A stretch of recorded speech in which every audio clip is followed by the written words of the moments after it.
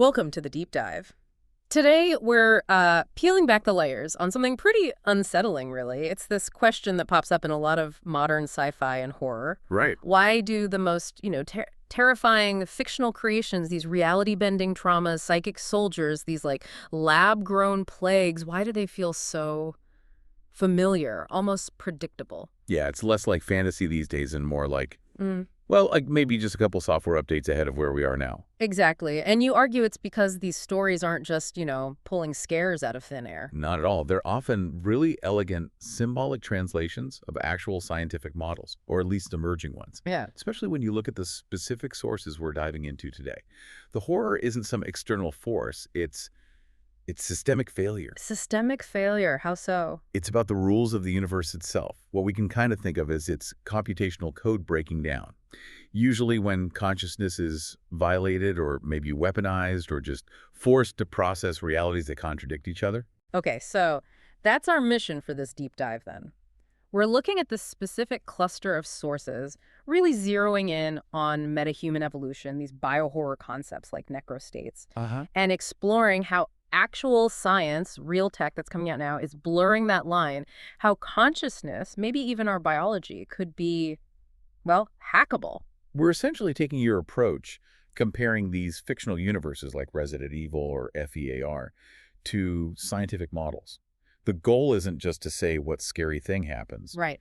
but how the underlying rules, the sort of computational logic of the cosmos, some call the multiverse lattice, might actually make these horrors, plausible? So translating things like psychic powers or zombie viruses into the language of physics, like frequency, coherence, computation. Precisely. We're looking at the rule book, the operating system of reality, and realizing maybe the horror writers just read the user manual's warning sections first. Okay, let's start with that biohorror blueprint. It's striking how often these stories feel like, as you put it, prophecies written from guilt. This deep-seated fear we have of mechanizing life, of violation through science. And it is almost always driven by a corporation or some state entity, right? Yeah. They're the ones making monsters, usually out of people who didn't have much say in it.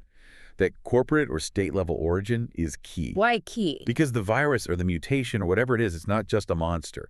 It's a metaphor for something else replicating itself uncontrollably. Often it's unchecked greed or ambition or ideology just spreading through biological systems. Like biocapitalism run wild. Exactly. The core theme is humanity confronting the monster that it literally built out of its own recklessness, its own systems. And when you talk about recklessness, Umbrella Corporation from Resident Evil, you can't really beat that example. We see the zombies, the monster results, yeah. But the real horror, the documented horror in the game's lore, is that it wasn't really an accident. Oh, absolutely not. It was a feature, not a bug. The whole thing stemmed from this grand, twisted eugenics program.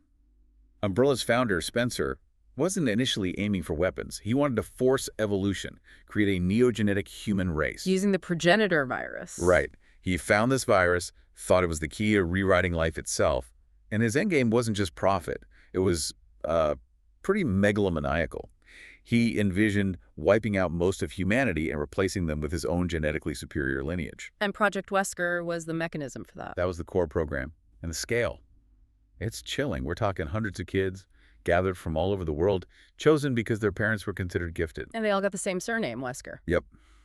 To create this false family, this homogeneity, they were raised in these super controlled environments, basically labs disguised as normal life and subjected to intense mental conditioning. Conditioning for what purpose? Yeah. Loyalty. Loyalty, ambition, yes, but it went deeper. They were psychologically programmed to share Spencer's worldview, his ideology. And crucially, they were imprinted with this subconscious drive to seek Spencer out later in life. Like a sleeper agent command code. Sort of, yeah. A deep-seated corporate implant dictating their life's purpose, as long as they didn't know it was there. It's horrifying when you think about it structuring someone's entire identity around a corporate goal they're not even aware of. So psychological shaping first, but then came the biological test. The real test. Yeah. The fatal one, for most. They injected these kids with a prototype T virus, the T. Wesker strain. And this wasn't a vaccine, not even close. It was designed as an evolutionary filter. Designed to kill the ones who couldn't handle it. Explicitly. To weed out the unworthy, in Spencer's terms. Most of them died, horribly.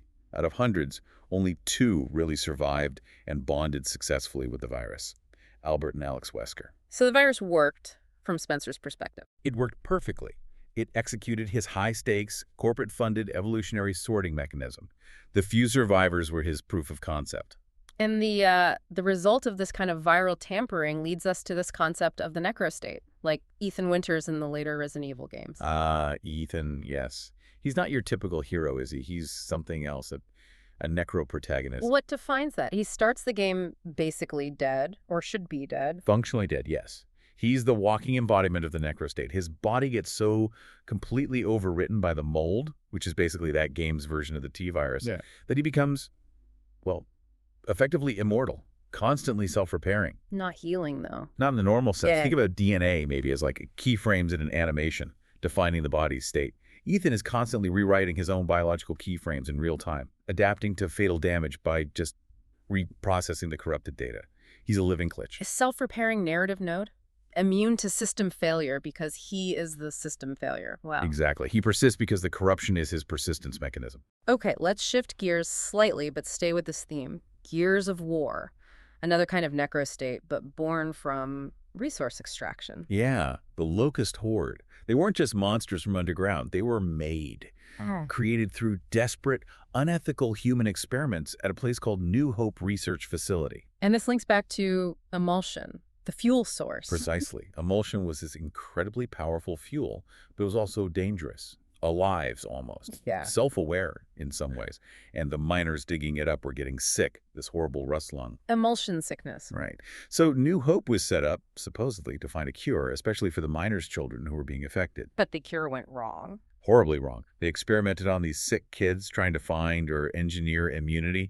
Instead, they mutated them into these aggressive subterranean creatures. The sires, those were the first step. Okay, so the sires came from the miners' kids, but where did the horde, the army, come from? The key was one specific girl, Mira. She was unique. She had a natural genetic immunity to emulsion, even though it was this reactive living fluid. So they used her. They leveraged her immunity, yes. Mm-hmm. They took her stem cells, combined them somehow with the genetic material from the sires, and created the matriarch. The matriarch. Like the queen. Essentially, yeah. The biological progenitor of the entire locust horde, birthing the army. But the connection didn't stop there, did it, with Mira? No, that's the truly terrifying part. Through this process, Mira developed this incredibly strong, permanent psychic link to all the locusts, a hive mind connection. She didn't see them as monsters or experiments. She saw them as her children. Her children. Born from her own violation, really. It closes this awful loop, doesn't it? Humanity exploits a resource, gets sick, tries to fix it by exploiting the victim's children. And ends up creating a psychic, monstrous army led by one of those children hell-bent on wiping out humanity. It's biocapitalism eating its own tail.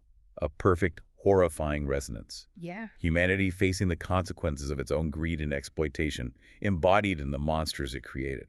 What's really wild is that this idea, the necrostate, using dead or compromised tissue for function, it's not just fiction anymore. You mentioned necrobotics. It's happening, yeah. Necrobotics is basically the technical field of using dead biological material for actuation, for movement. Like real zombies. Well, not quite conscious zombies.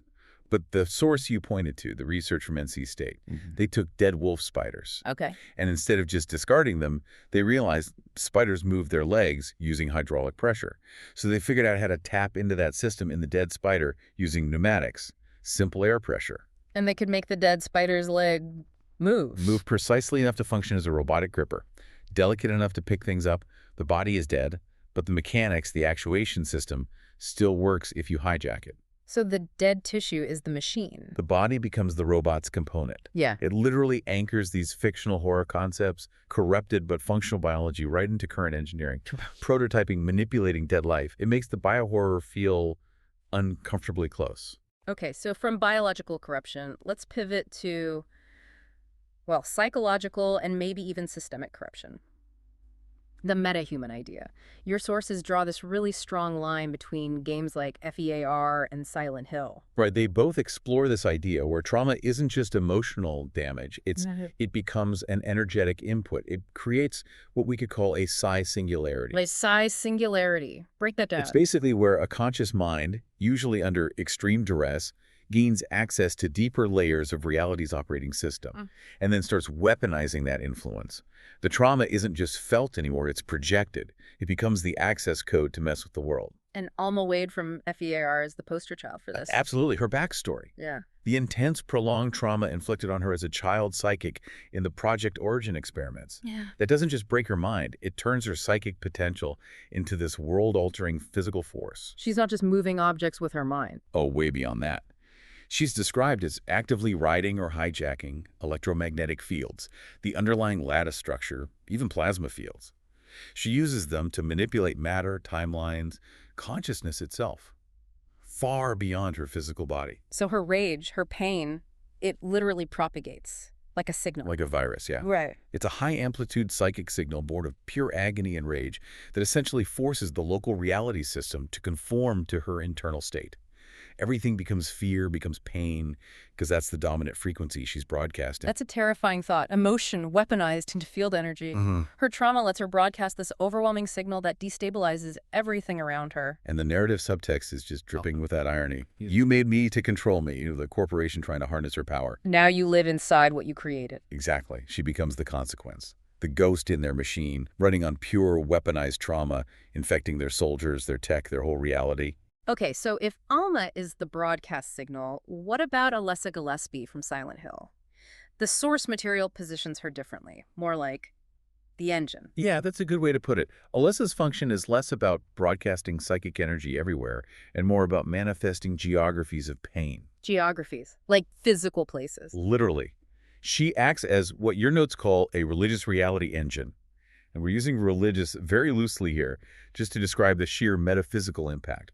Her intense suffering, the ritual abuse, the burning, it caused this massive tear, a dimensional bleed through. And Silent Hill itself, the town, reflects that? Her presence reshapes the local reality based on her suffering.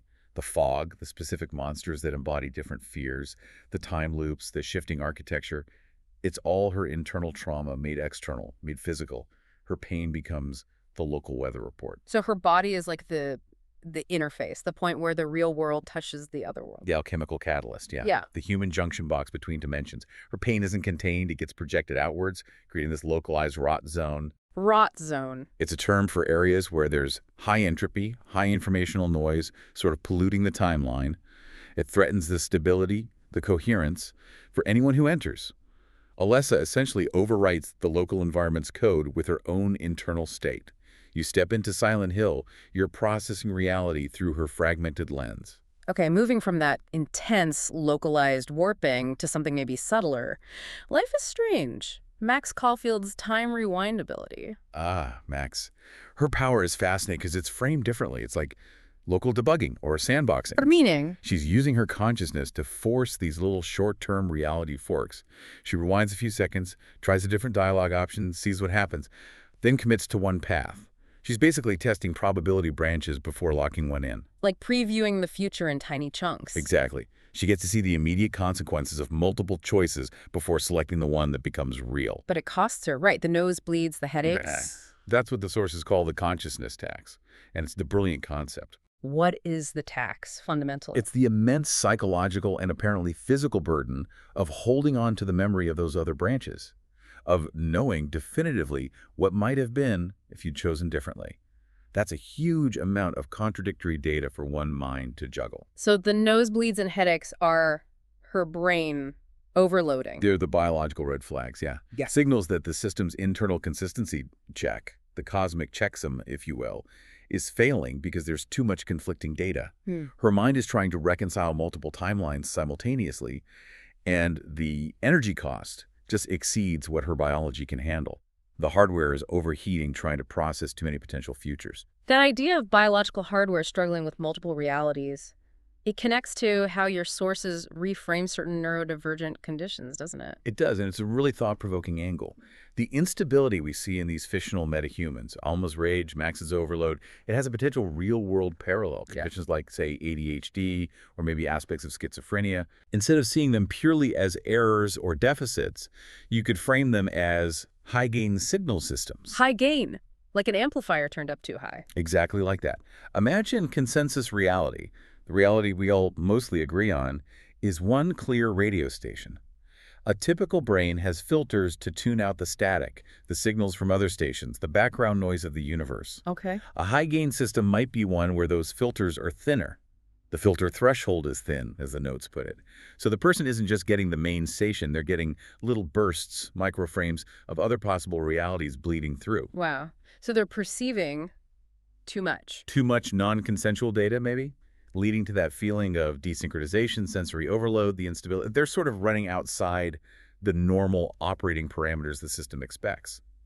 If the universe is constantly calculating possibilities, they're accidentally tuning into more of the raw calculation process. That gives a totally different perspective on why these fictional metahumans often struggle so much. They're not just powerful, they're potentially drowning in cosmic signal noise. Their nervous systems are reacting to an overwhelming data feed from the multiverse lattice itself. It's not just psychological, it's potentially a fundamental conflict with the structure of reality. So if you follow that logic, things like therapy or medication, are they, in a weird way, attempts to artificially dampen that signal, to thicken the filter? That's one way to conceptualize, yeah. Yeah. If the core issue is processing too much conflicting non-canonical data, then maybe treatments act like noise-canceling headphones for reality. They help the biological system lock onto the dominant consensus frequency, the main channel. To improve coherence within the collective. Right. Stabilizing the processing load by helping the individual filter out or ignore the input from those parallel states. It suggests even our mental and biological stability is deeply tied to how we process the computational nature of the reality around us. This all keeps coming back to the idea that reality isn't just stuff. It's information. It's computation. To really grasp how Alma could manipulate fields, or how Max's brain could overload from seeing alternate paths, we kind of have to view reality through that computational lens. Physical reality is the output, the final render. In consciousness, Consciousness is maybe the compiler, or the user interface, something that interacts with the code, interprets it, maybe even writes some of it, but it can also encounter errors or be deliberately hacked. okay, so if it's a computation, what's the architecture? Your sources use this loom analogy. Yeah, it's a helpful metaphor to try and visualize the deep structure, the multiverse lattice, without getting totally lost in, quantum field theory. It maps the complex physics onto something more tangible. All right, break down the loom for us. What are the parts? Okay, first imagine the null container. This is the absolute base layer. Pure potential. Think of it like vacuum energy, holding all possible states before anything actually happens, like a giant vat of unformed possibility. The raw material. Exactly. Then, giving it some structure, you have the dark matter threads. These are like the invisible framework, the scaffolding of space-time, the underlying rails that determine how energy and information can even flow, like the universe's core infrastructure. The pathways. Right. Then you have the stuff we can perceive, light, matter, energy. Those are like the visible fibers and dyes being woven on the loom. The EM fields, the plasma. And the finished tapestry. That's physical reality, the final render. The pattern that emerges after the system runs constant checks to make sure it all holds together, that it's coherent. Checksums, basically. That framework? It makes explaining those weird fictional spaces easier, doesn't it? Like Subspace in Scott Pilgrim or The Other World in Silent Hill. Oh, absolutely. Those kinds of spaces in this analogy are like the pre-render buffer. There are areas where the patterns exist, but they aren't fully locked into the main consensus reality yet. The rules are looser, the checksums aren't as strict. Which is why someone like Alma or Alessa can mess with them more easily. Exactly. They can weave their consciousness into that buffer zone, manipulating the patterns there because it's more malleable, less rigidly defined than the final rendered reality everyone else experiences. Let's talk about time in this model. We feel it flowing, but you're saying the model suggests it? Ticks. Yeah, the idea is that space-time isn't a smooth river. It's more like frames in a movie. Discrete steps. Your insight about the Planck scale, the absolute smallest unit of time and space being like the universe's frame rate, fits perfectly with this discretized view. So reality is rendered frame by frame. At an incredibly fast rate, yeah. Our perception, especially influenced by things like planetary orbits, creates the illusion of a smooth linear flow, like watching a film reel. But the underlying cosmic process might be more like folding, like a Mobius strip, where the end connects back to the beginning in complex ways. It's not just a straight line. And somehow our biology is plugged into this frame rate. DNA. That's the really wild part. DNA in this model isn't just a static blueprint. It's more like a set of dynamic keyframes. Keyframes, like in animation, defining crucial states. Sort of, yeah. DNA stores the probabilistic sequences of potential future states for an organism. It biases which frames are most likely to be rendered next, for that biological system. It's like the code that suggests the next scene. So when something traumatic happens, like the T virus infection or extreme psychic shock, it messes with the keyframes. It corrupts them. It alters the code, the sequence. And the result is what we're calling rot. Explain rot again in this context. Rot is the breakdown of that computational coherence. It's like data errors starting to creep into the biological code. These errors spread, maybe non-locally, not just where the damage occurred, and they increase entropy. They push the system towards decay, towards chaos. Which explains why someone like Ethan Winters doesn't just heal normally. Right. His corrupted keyframes mean his system is constantly trying to render based on faulty data. Yeah. It keeps rebuilding, reprocessing the corrupted stream instead of fixing the underlying code error. That's the functional immortality of the necrostate persistence through continuous error correction, not actual health. Okay, if the system is constantly rendering frame by frame and vulnerable to this rot, it needs safeguards, protections. Definitely. Otherwise, minor errors could cascade and just fragment the whole reality. That's where dark matter and dark energy come back into the picture, potentially. Not just passive filler. Maybe not. Maybe they function as active regulatory forces, like dynamic system clamps or a kind of cosmic firewall. Their job could be to maintain stability, to prevent this runaway rot or chaotic resonance from taking over. They keep systems locked into coherent patterns. They're pushing back against the chaos, trying to keep the timeline stable. That's the idea. Right. They enforce the rules, maintain the integrity of the render. Which implies if you could somehow bypass those clamps, that's how you'd really hack reality. That's the critical vulnerability. The sources suggest that specific, focused electromagnetic signals might be able to interface with these dark energy clamps using unique identifiers, like addresses. Like network addresses. Kind of, yeah. The term used is quantum MSE addresses, unique identifiers down at the subatomic informational level, like finding the specific port for a specific regulatory function in the universe's operating system. So find the address, send the right signal, and you can disable the firewall for a specific part of reality. Potentially. Yeah. If you can loosen or remove those clamps, that part of the system becomes wide open to manipulation, to targeted tuning. And if the background noise, the environment, is already saturated with rot signals, fear, anger, addiction, whatever, Then the system defaults to tuning into that. it becomes the easiest dominant frequency to lock onto. The path of least resistance leads towards decay. So hacking the clamps doesn't just allow manipulation, it could potentially open the floodgates for collective consciousness to spiral into incoherence and chaos because that signal is overwhelming the weakened system. This is where it gets really spooky, because the tech we're actually building starts to look unnervingly like these fictional mechanisms, like topological quantum computing. Right. It sounds like pure technobabble from a sci-fi movie, but major players like Microsoft are actively trying to build these things. And their goal involves something called Majorana zero modes. Yeah. These are really exotic theoretical particles. They have this weird property of being their own antiparticle. They're predicted to exist only at the edges or boundaries of very specific materials, like topological superconductors. Okay.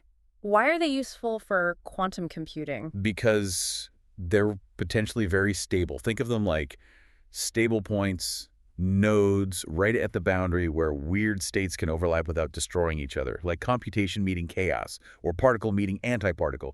They exist at the edge. And this helps make error-resistant quantum bits, qubits. That's the hope. In a topological privet using these modes, the quantum information isn't stored in one single point, like the spin of an electron. It's encoded non-locally, spread out across a complex braided path on the material surface. Braided, so messing with one spot doesn't corrupt the whole thing? Exactly. It's inherently fault-tolerant. The information's integrity is protected by the topology, the very structure of the path it's encoded on. Okay.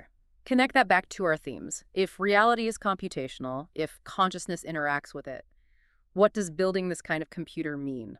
Well, if you think about the lattice as this sole switchboard, like the sources suggest, building a topological quantum computer is like building incredibly stable, robust ports between different states of being, or maybe even dimensions. Ports that can handle complex information without errors. Information that needs to maintain its integrity even if the physical substrate gets damaged. If you were ever going to try and store, transfer, or process something as complex and potentially non-local as consciousness, You'd want hardware exactly like this, resilient to local damage, to rot. it provides the theoretical and maybe soon practical substrate for it. It suggests that handling consciousness computationally isn't just a philosophical idea. We're building machines based on the exact principles you'd need to do it safely and reliably. Okay, let's switch from hardware to software, or maybe mind hacking. We talked about the AI and F.e.a.r. being unusually smart. Yeah, that was a big deal back then. Most games used simple finite state machines, FSMs. Basically, pre-programmed if-then logic. If player appears, run script A. But F.e.a.r. used GeoAP, goal-oriented action planning. Right, which is much closer to actual reasoning. Yeah. The AI enemy wasn't just following a script, it had a goal, like eliminate the player. Yeah. And it could dynamically figure out the steps needed to achieve that goal based on the current situation. So it could decide to flank, find cover, coordinate with other AIs, all on the fly. Exactly. If its path was blocked or the player did something unexpected, it wouldn't just freeze or run a default routine, it would replan. That's why it felt so unnervingly human, so emergent. It seemed like they were thinking, adapting. And a glimpse of, well, maybe not true consciousness, but certainly advanced problem solving that mimics it very well. And that ties into this more speculative but worrying idea about cognitive hacking using future tech, the quantum TV risk. Right, the idea that future displays, quantum dot TVs maybe, could manipulate us. How would that even work? The theory is they could use layered carrier waves, modulating signals between the tiny frames of reality, the Planck scale ticks we talked about, too fast for our conscious mind to perceive directly. But our subconscious or our biological systems might pick it up. Potentially. By subtly fluctuating these signals, they could maybe tune our emotional state, create feelings of unease, anxiety, or even suggest thoughts. It's like low-level electromagnetic interference targeting our neural processing. Creating cross-render bleed-through. Yeah, scrambling the synchronization clocks in our perception. We might experience it as weird echoes, seeing things out of the corner of our eye, hearing faint voices, maybe uncanny coincidences.